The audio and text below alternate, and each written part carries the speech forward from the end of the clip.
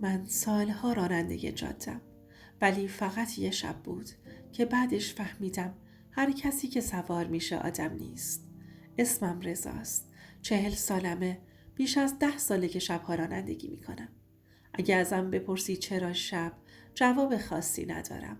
شب رو انتخاب نکردم. شب منو انتخاب کرد. روزها شلوغه. آدم عجله دارن. حرف میزنن. سوال میپرسن. اما شب کسی کاری بهت نداره. تو میری، جاده میره و سکوت بینتون تقسیم میشه. من به این سکوت عادت کردم. اونقدر که اگه رادیو روشن باشه کلافه میشم. صداش اذیتم میکنه. شبها فقط صدای لاستیک میاد و گاهی باد که از لای شیشه رد میشه و میخوره تو صورتت. خیلیا فکر میکنن رانندگی شب ترسناکه. نه، ترسناک نیست. حداقل تا قبل از اون شب نبود. و من تو این سالها آدمای زیادی سوار کردم. آدمایی که نمیخواستم بدونم کیان و آدمایی که نمیخواستن منو بشناسن. بعضیا گریه کردن، بعضیا خوابیدن، بعضیا فقط نگاه کردن به جلو. انگار دنبال چیزی میگشتن. من یاد گرفتم سوال نپرسم. جاده جای سوال نیست. جاده فقط راهه. اون شب هم قرار بود مثل بقیه شبها باشه. یه مسیر تکراری، یه رفتن ساده، یه برگشت بی درد سر. ساعت حدود 2 شب بود. نه خیلی دیر، نه خیلی زود. اون ساعتی که بدن بیداره، ولی ذهن دیگه حواسش جمع نیست. هوا سرد نبود، ولی خنکی خاصی تو هوا بود. از اون خنکی هایی که بهت میگه شب عمیقه. من داشتم فکر می کردم که بعد از این مسیر برم یه چای بخورم و شاید تا صبح بیدار بمونم. اصلا نمیدونستم چند دقیقه بعد دیگه حتی به چایی هم فکر نمی کنم. جاده خلوت بود. نه ماشین، نه نور، نه صدا.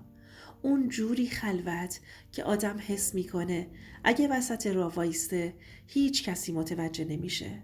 همیشه میگن شبها جاده فرق میکنه. من میخندیدم و بهشون میگفتم جاده همون جاده است. فقط آدم‌ها عوض میشن. ولی حالا میفهمم گاهی خود جاده هم چیزهایی رو نشون میده که در روز قایمشون میکنه. اون شب یه حس عجیبی همراهم بود. نه ترس بود، نه اضطراب. بیشتر شبیه یه سنگینی بی دلیل. انگار یه چیزی قراره اتفاق بیفته، ولی هنوز نوبتش نشده. چند بار دستم رفت سمت رادیو که روشنش کنم، ولی منصرف شدم. سکوت امن‌تر بود. اون موقع هنوز نمیدونستم این سکوت قرار دشمنم بشه. من همیشه قبل از رسیدن به اون نقطه خاص جاده سرعتم رو کم میکنم. عادت قدیمیمه. اونجا نه چراغ داره، نه خونه، نه حتی تابلوی درست حسابی. خیلی یارد میشن بی اینکه بفهمن کجاست. اما من میشناختمش. همیشه ازش رد شده بودم. همیشه و هیچ وقت کسی رو اونجا ندیده بودم. تا اون شب. اولش فکر کردم چشمم اشتباه میبینه. شب آدمو گول میزنه. پلک زدم. دوباره نگاه کردم. یه نفر کنار جاده ایستاده بود. نه وسط راه، نه با دستای بلند. فقط ایستاده بود. انگار منتظر بود. نه برای اینکه کسی رد بشه، برای اینکه من رد بشم. اون لحظه یه حسی تو دلم گفت رد شو. ولی یه حس دیگه میگفت ترمز کن. و من نمیدونم چرا به اون یکی حس گوش دادم. نمیدونم چرا به اون یکی حسم گوش دادم و ترمز کردم. صدای لاستیک روی آسفالت تو سکوت شب بلند شد. انگار هر صدای کوچیکی تو فضا چند برابر شد. در عقب رو باز کرد و نشست. یه حرکت آروم و سنگین. انگار تمام انرژی دنیا جمع شده بود تو اون یه نفر. هیچ حرفی نزد. فقط نشسته بود و نگاه میکرد. و من حس کردم حتی نفس کشیدنش با من یکی نبود. چند ثانیه گذشت و من هیچی نگفتم. چون حس کردم اگه حرفی بزنم چیزی که الان هست ممکنه اتفاق بدی بیفته یا بدتر ممکنه خودش جلوتر بیاد و برام خطر بسازه. آینه رو نگاه کردم. چشماش نه خسته بود نه عصبی، پر از یه چیز سرد و عجیب که نمیتونم توضیحش بدم. یه جور نگاه که میگفت میدونم چرا ترسیدی ولی هنوز چیزی نمیدونی. بهش گفتم چی میخوای؟ کجا میری؟ جواب نداد.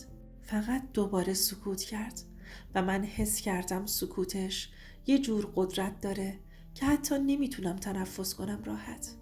چند دقیقه گذشت و من سرم پایین بود. دستام یخ کرده بود، ولی نه از سرما، از یه چیزی که هنوز نمیتونستم اسمش رو بذارم. اون موقع هنوز نمیدونستم این حس عجیب تازه شروعشه. دوباره گفتم کجا میخوای بری؟ آهسته جواب داد همینطور برو. صداش یه چیزی بین صدای آدم و چیزی که مثل موجی از سکوت که توی مغزت میپیچه. و جاده دیگه مثل قبل نبود. تابلوها تکرار میشدن، پیچها تکرار میشدن، انگار مسیر کوتاه نمیشد. یه پل رو گذشتیم، یه پیچ، دوباره همون پیچ و من حس کردم جاده داره منو امتحان میکنه و اون مسافر نمیدونم ولی انگار میخندید، نه با لب نه با چشم، با یه چیزی که نمیشه دید، فقط حسش میشه کرد. بعد از چند دقیقه سکوت شکست. صدای نفسش آهسته ولی غیر طبیعی بود و من فهمیدم نه یه آدم عادی، یه چیز دیگه، چیزی که جاده بهش تعلق نداشت باهامه. چند بار گفتم تا کجا باید بریم؟ هیچ جوابی نداد. بعد از سکوت طولانی گفت اینجا نگهدار و من ایستادم. پیاده شد و در عقب رو بست. وقتی برگشتم نگاه کنم هیچ کس نبود، اما جای نشستنش هنوز گرم بود. انگار چیزی اونجا مونده بود که نه میرفت نه دیده میشد. با خودم گفتم شاید همه اینا خیال بوده، ولی بدنم میگفت نه، یه چیز واقعی بوده و هنوز باهامه. همون شب تو مسیر برگشت چند بار چیزای عجیب دیدم. چراغ‌هایی که حرکت می‌کردن ولی ماشین نبودن. صدایی که گوشم رو لمس می‌کرد ولی کسی نبود. و یه سایه کوچیک که پشت درخت‌ها می‌رفت و هر بار می‌دیدمش قلبم یه تکون می‌خورد. حتی وقتی مطمئن بودم که نگاه نمی‌کنم. و بعدش فهمیدم بعضی چیزها تو جاده هستن، نه با چشم دیده میشن نه با دست لمس میشن، ولی وقتی هستن میفهمی مسیرت عوض شده و دیگه هیچ چیز مثل قبل نیست. اون شب تموم شد ولی من نه. از اون به بعد هیچ مسافر ساکتی رو سوار نکردم، نه چون آدمای شب ترسناک بودن، نه چون بعضی چیزا حتی وقتی نمیبینی میتونن باهات باشن. این جاده اون شب یه راز داشت و من هنوز هر بار شب رانندگی میکنم حس میکنم اون چیزی که باهامه هنوز هم دنبالمه. بعد از اون شب نتونستم آرامش داشته باشم. تو ذهنم یه چیزی مدام تکرار میشد. جای نشستن گرم بود ولی کسی نبود. هر بار به یادش میافتادم دستام یخ میکرد، ولی اون ترس معمولی نبود. یه حس عجیب، سنگین، انگار یه چیز زنده هنوز باهامه. چند شب بعد مجبور شدم دوباره همون مسیر رو برم. جاده خالی بود، سکوت، ولی یه چیزی تغییر کرده بود. یه نور کوچیک از پشت درخت ها می دیدم که حرکتی نمی کرد، ولی انگار دنبال من بود. چند بار برگشتم نگاه کنم، چیزی نبود ولی حسش بود، درست مثل اون مسافر عجیب. یک بار که به آینه نگاه کردم فکر کردم شاید خیال کردم، ولی چشم چیزی دید که هنوز هم باورش سخت بود. یه سایه کوتاه با حرکت‌های عجیب پشت صندلی عقب، انگار نشسته بود، ولی وقتی سرم رو چرخوندم ماشین خالی بود. اون موقع فهمیدم جاده دیگه مثل قبل نیست. نه تابلوها، نه پیچها، نه حتی سکوت، همه چیز تغییر کرده بود. و من هر بار شب رانندگی می کردم حس می کردم چیزی دنبالمه. چیزی که آدم نبود ولی حضورش واقعی بود. یه شب وقتی تو جاده بودم نزدیک همون پل قدیمی هوا سردتر شده بود. باد نمی‌وزید ولی یه صدای خفیف از پل می اومد. انگار کسی یا چیزی آهسته نفس می کشید. دستام یخ کرده بود ولی مجبور بودم ادامه بدم، چون توقف یعنی روبرو شدم با چیزی که نمیفهمیدم. اون لحظه مطمئن شدم چیزی که دیدم فقط خیال نبوده. صدای کوچیک و آهسته ای از عقب شنیدم، همون صدا که چند شب قبل بود ولی الان واضح تر. گفتم کی اونجاست؟ هیچ جوابی نیومد ولی حس کردم نگاهم میکنه، درست تو چشمام، حتی وقتی کسی نبود. یه لحظه که ماشین رو نگه داشتم فکر کردم شاید برگردم و نگاه کنم، ولی چیزی بهم گفت نگاه نکن و من باز هم گوش نکردم. گاهی چیزی که نمیبینی قدرتش بیشتر از چیزی هست که میبینی. از اون شب به بعد مسیر برگشت دیگه برام عادی نبود.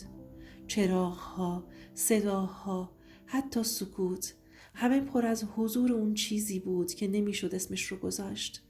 و من هر شب رانندگی میکنم باز هم حس میکنم اون موجود یا سایه هنوز دنبالمه. با خودم گفتم شاید همه اینا ذهن منه، ولی وقتی دستم رو به صندلی عقب میزنم هنوز حس گرمایی میکنم که نباید باشه. و این حس بدتر از هر ترسی بود که تو زندگی تجربه کرده بودم. اگه شما جای من بودید چی کار میکردید؟ ماشین رو نگه میداشتید یا ادامه میدادید و تلاش میکردید تا فرار کنید؟ و این حس یه چیزی تو جاده است که حتی وقتی فکر میکنیم تنها نیستیم واقعا تنها نیستیم و هیچ کس نمیتونه بگه که اون چیز چی بوده یا از کجا اومده. اون شب جاده تموم شد ولی من نه. از اون به بعد هیچ وقت شبها بدون چراغ بلند و هوشیاری کامل رانندگی نکردم و هر بار که برمیگردم باز هم اون حس دنبال کردن باهامه. یه چیزی که شاید جن بود، شاید هم بدتر، و من هنوز نمیتونم بفهمم. بعد از اون شبها هر بار که میرفتم سر جاده حس میکردم چیزی دنبال منه، چیزی که نه میبینم نه لمس میکنم ولی همیشه باهامه.